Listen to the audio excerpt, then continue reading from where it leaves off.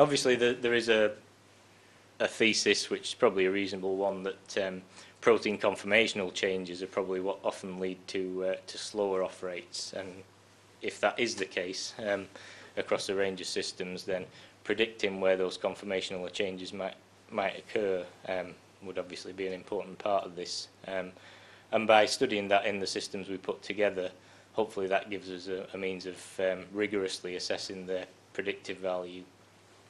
In terms of assay technology, I guess I've kind of gone through some of the problems. I guess the way I see it, the problems with the existing techniques is mostly one of throughput and kind of speed of turnaround of data, I think. But obviously protein supply is another question.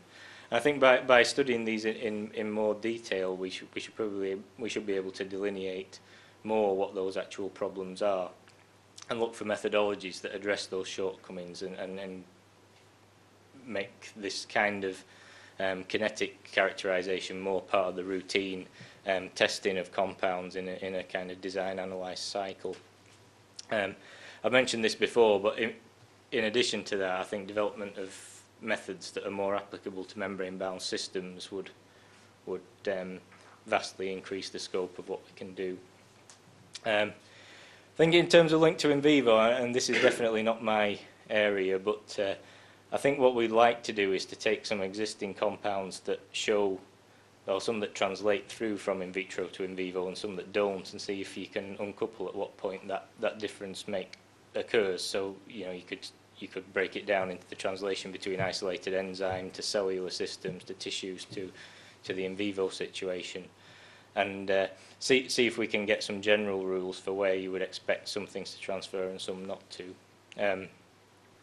The obvious caveat to this, I suppose, is that the in vitro measurements need to be measured in an appropriate and a relevant system, which may be why some of these things don't seem to translate, and that's another question that we could talk about.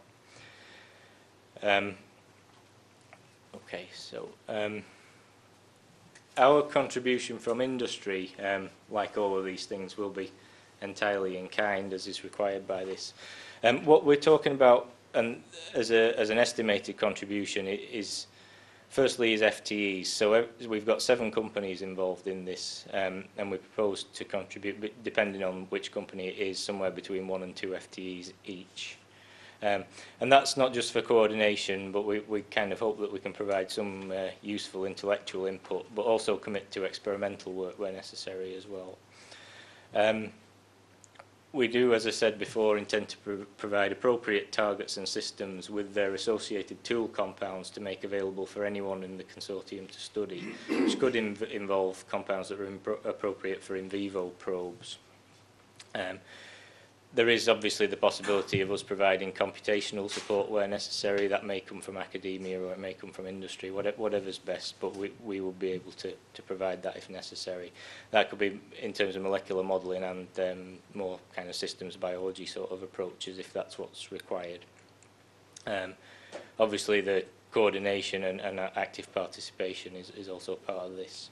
And we also, I think this is probably a general thing anyway, but I think most of us would be happy to host any postdoctoral workers or students in our labs as secondments or whatever to provide access to technology and assays where necessary. Quite happy to do that.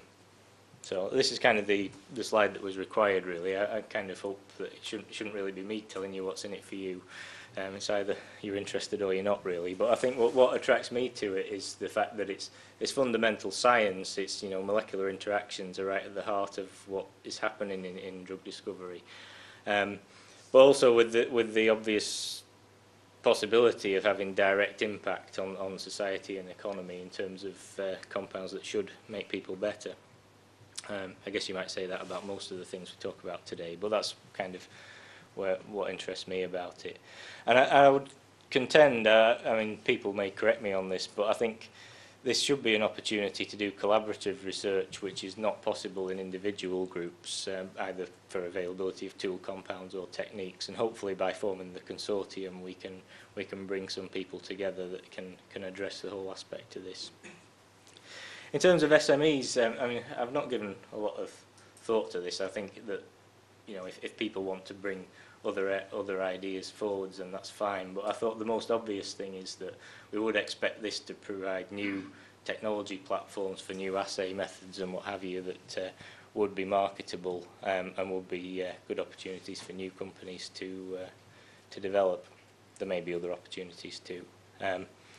I guess this is not, well, I don't think anyway, that directly obvious for patient group involvement. I think we're a step removed from that, but I would hope in a general sense that the appeal of having more efficacious and safer medicines is, well, who wouldn't want that really? So this is my final slide to kind of summarise. So the deliverables that we hope to get from this are, the top one being guidelines for understanding how we can manipulate this and how we can design kinetic behaviour into compounds. I've probably covered all this already. Technology evaluation based on existing assays, technologies using benchmark systems and compounds that are consistent across the consortium. But hopefully that leads to methods that will rectify that in terms of throughput and confidence that those measurements will then translate into the in vivo situation. And obviously there's a prospect of better data sharing within the network. That's both for industry and for academia. We've not done any sharing of this information yet. And hopefully if we're successful, this may start to make inroads into the problem of attrition in development. Obviously that would be nice, but it's a lot further off.